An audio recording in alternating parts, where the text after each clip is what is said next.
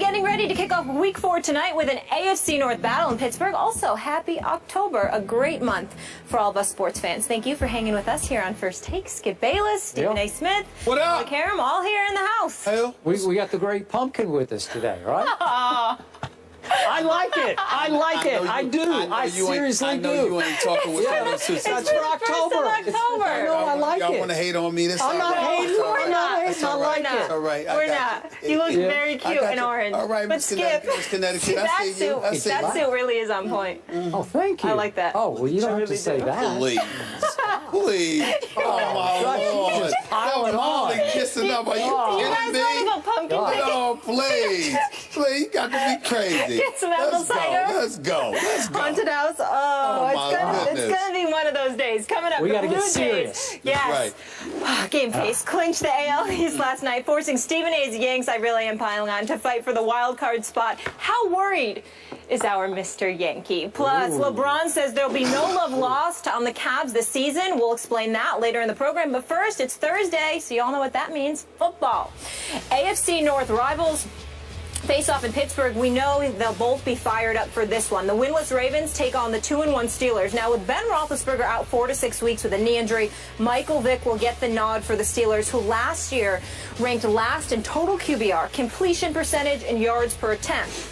On the other side, take a look at how Big Ben has fared against the Ravens, 11-7 compared to other Steelers quarterbacks, 1-6. No bueno. Check out the difference in yards per game as well. So initially, Pittsburgh was a 3.5-point favorite. Now with Ben out, Baltimore is a 2.5-point favorite on the road. Stephen A., will the Ravens get their first win this season tonight?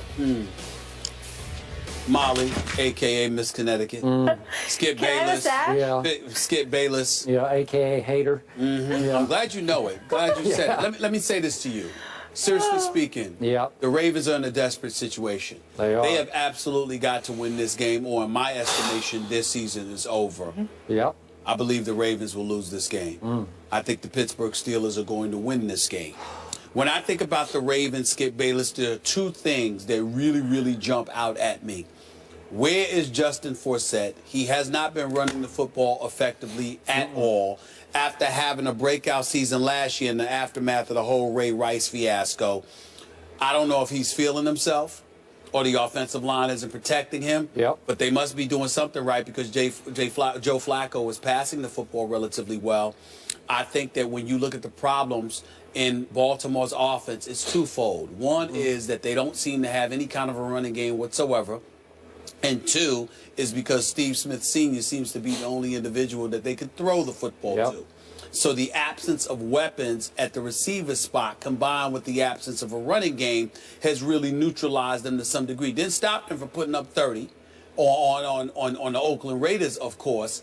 And it didn't stop them from coming back and taking the lead against Cincinnati because they got so much heart. But nevertheless, something was clearly missing. Something is clearly missing.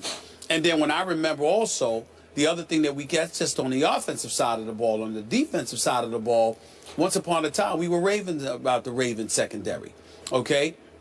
We were raving about them. And then you looked at them against and how they opened the season against Denver. That's one of the things that escalated the question marks about Peyton Manning.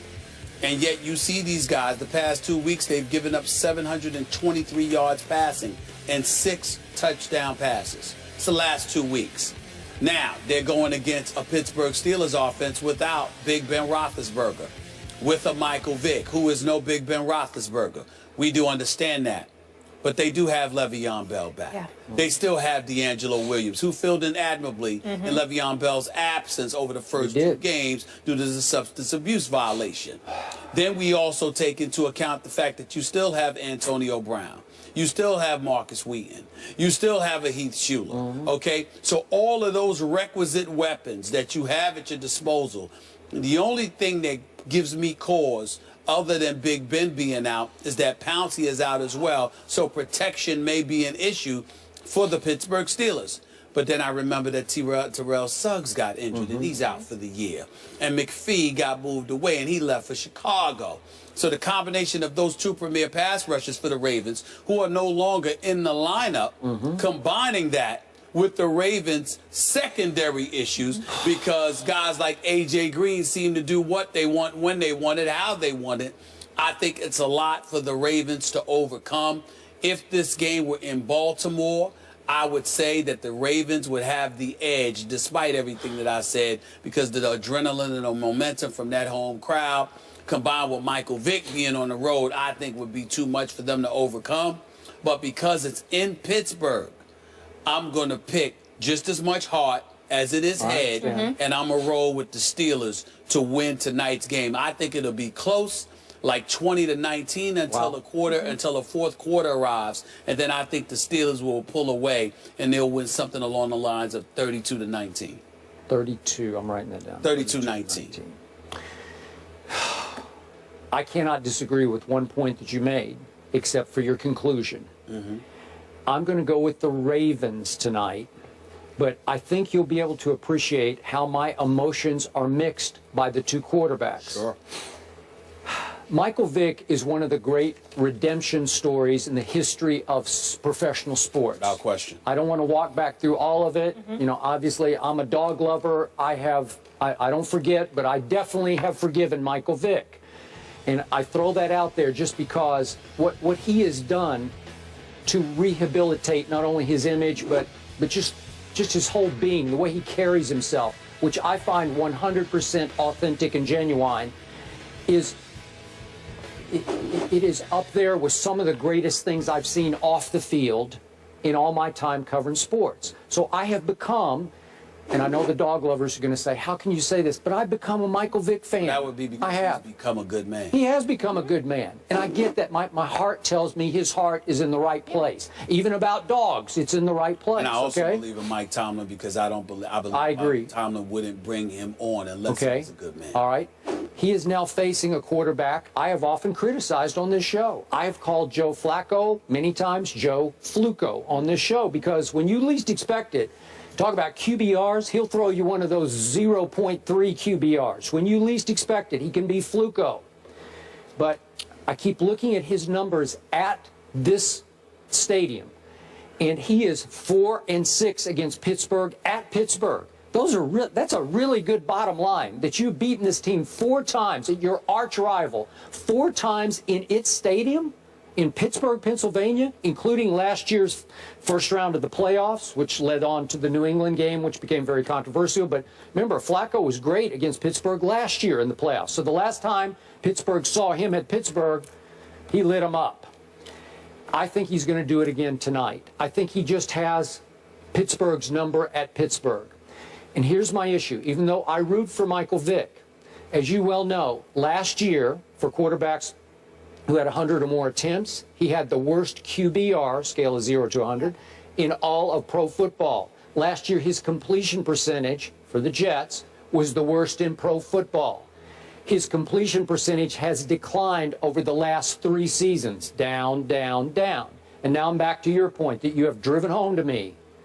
Man, he's like a punch-drunk fighter, right? A boxer. Am I right? Like you have cauliflower, not ear, but body. Like everything's beat up. You have taken such a beating for so long that the cumulative impact of that, I'm going to use your line, he gets hit in the ribs and he grabs his head. In Philadelphia. Mike Vick knows where I stand with that. Yep. I mean, it used to drive me crazy when he was in Philadelphia. I thought he was on suicide watch, for crying out loud, because of the lack of protection that he was getting from that offensive line. I just thought that he was like the Walking Dead. And I remember one time, that I forgot who it was, for Arizona, when they caught him, the Eagles were at the 2-yard line. Yep, I remember this. Yeah, and he got hit, and he dropped like a corpse. And he dropped the football. And he dropped the football the other way. Yeah, for 6 points. Yeah. It's just unbelievable how much he got hit in Philadelphia. Okay, so I know that Mike Tomlin loves him some Michael Vick. They went to the same high school in Virginia. Okay, my issue is, and I asked you this yesterday, are you sure Mike Tomlin didn't bring him in as his backup to Big Ben more with his heart than his head? Maybe, because now you're thrown into a short week prep situation to throw Michael Vick into the fire of an offense that we all agree has lots of weapons, except the quarterback he's replacing plays completely differently than Michael Vick plays. So you're going to just change horses in midstream, so to speak? Really? Those are good points. I can't argue with any of your points either. But let me ask you this question, and this is a legit, serious question. I really want to know what your thoughts are about this. Skip Bayless, in my opinion, there's no way in hell that Michael Vick should have been on the outside looking for a job. A starting job is one thing, but a backup job in this league, I know at least 10 starters that he could be in the NFL ahead of. Let me ask you this question. When you look at Michael Vick, regardless of your questions, how much of that is about what you're saying in terms of cauliflower, taking hits, in terms of his lack of production? How much is it about that, or how much is it about you, not emotionally, but internally just asking yourself the question, wait a minute, why didn't anybody pick him up? Maybe there's something really, really missing here. How much of it is that? Because I think that if he had come in a Steelers camp from the beginning of the training camp, and that's just where he landed, I'm not sure if any of us would have the questions to this degree that we have now. It's the fact that nobody seemed to want to touch him that really resonates with me. What do you think about that? Michael Vick's comments to the New York media last year indicated he was nearing retirement, like he was considering this, I'm going to hang him up. Okay. And it felt like the rest of the league thought it was about time for him to hang him up. Got it. And even you agreed with me when Mike Tomlin shocked us all by bringing in Michael Vick to replace Landry Jones as the backup quarterback. Even you said, man, this is probably his last hurrah. Like nobody else would have given him this last stop. But right? I didn't think he deserved that. I just think he had issues with the dog lovers. Okay, well, I'm sure that plays some role. And then I think that the durability issue definitely is a huge deal for me. All right? Yeah. Okay, so given that, you have now picked your Pittsburgh Steelers to score 32 points tonight with Michael Vick at quarterback. Boy, that's putting a lot of pressure on him, and I think your expectations are awfully high. Well, let me tell you why I don't think it's awful high, because I think Le'Veon Bell is considered, largely the best running back in football, not just because of his ability to run, but his ability to combo running back that he is. Like Adrian Peterson's got more yards than anybody as a running back in the NFL at this particular moment in time. But the bottom line is he can't catch out of the backfield the way Le'Veon Bell can, which is why Le'Veon Bell is so appreciated. All right. So if you're Michael Vick in Pittsburgh and you've got an offensive coordinator like Todd Haley with Mike Tomlin watching over him, insisting you dip and dunk to a Le'Veon Bell, then suddenly you're Michael Vick, and it ain't called upon you to just drop back and try to fling that football. You've got guys that you can hit in short yardage situations with him and Antonio Brown more than capable of making plays after the catch. Okay. And I think that limits the risk of Michael Vick. So therefore, you're not asking Michael Vick to be the one to produce those 32 points that I predicted. I'm leaning on Le'Veon Bell and Antonio Brown and Marcus Wheaton and Heath Shuler and those boys. That's the difference. I agree, but not to compare Brandon Weeden to Michael Vick, but I saw what happened to my Cowboys, and I like Brandon Weeden, but when you throw him in there, it doesn't look the same anymore. Okay. And I don't think the Steelers he's had a lot are more time with that team. He's been there for 2 years. Yep. Michael Vick is on a short week. My goodness, that's a lot to ask him. I think he's going to have his struggles tonight. Okay. By the way, I meant Heath Miller. I'm sorry. Heath Miller. Yeah, I know. You got it. Okay, so now back to the Ravens. I'm going to dig in on this. Okay. I still think they're being underrated. Again, our power rankings, voted upon by our writers on ESPN.com, have them all the way down at 22. Yep. But our analytics department hangs right in there and says, no, they're the 11th best team in pro football. Well, that's ridiculous. Okay, well, let's see. I don't know if it's ridiculous. I don't know if you could say 11 when you 0-3. Okay, but how did they get to 0-3? They could have won all 3 of them, and two of them are against really good teams. But Skip, they lost to the Oakland Raiders. Now wait. I know, at Oakland, there's no cakewalk anymore. That's no gimme. Excuse me. We're learning that there's the possibility that they're not a cakewalk we discussed anymore. it yesterday. We're not sure yet. Okay. We're not but remember sure. what happened. Flacco was throwing into the end zone in the opener at Denver. Okay. And made a great throw to Crockett Gilmore, and I thought it was going to be a touchdown, and 2 Broncos fly across and break it up and intercept the pass. It was a great play, and it cost them at the buzzer the game. And then they had to stay out west because they had to play the Oakland Raiders at Oakland. And they lost Terrell Suggs. Okay, I keep saying Terrell okay. Suggs. Yep. Okay, they lose him in the fourth quarter, late in the game against Peyton Manning. Yeah, and it was So the now, game at the time. Oh, okay, there's there's a little hangover going on, and then they're ahead of the Oakland Raiders, and they give up a late touchdown pass. The Bengals. No, You mean last week? no, I'm talking about the Raiders Okay, when they had to stay out west. Right. They're ahead of them, and it took a late touchdown pass by Derek Carr out of the blue to beat them 37-33. I want to hear anything about staying out west. What the hell were they in? The Motel 6? I'm sure they were chilling. They were in the Ritz-Carlton or whatever. They didn't get to go home. It was out there. Okay, how often does that happen during an NFL season? I understand. Rarely. I understand Rarely. it's foreign, but that's like giving the Jets or the Dolphins an excuse that London, they got to fly to London. How often do you do that? Right. So whoever goes out there, somebody got to win. Come on now. I can't use that Justin as an excuse. Forsett is being underrated. He will have a good game tonight. He'll have a better game than he's had because he had no game. He was fantastic last year. I know he was I don't get why he's not okay, running. and you know what? Steve Smith, your namesake, or are you his namesake? I'm not which way. Well, I am older.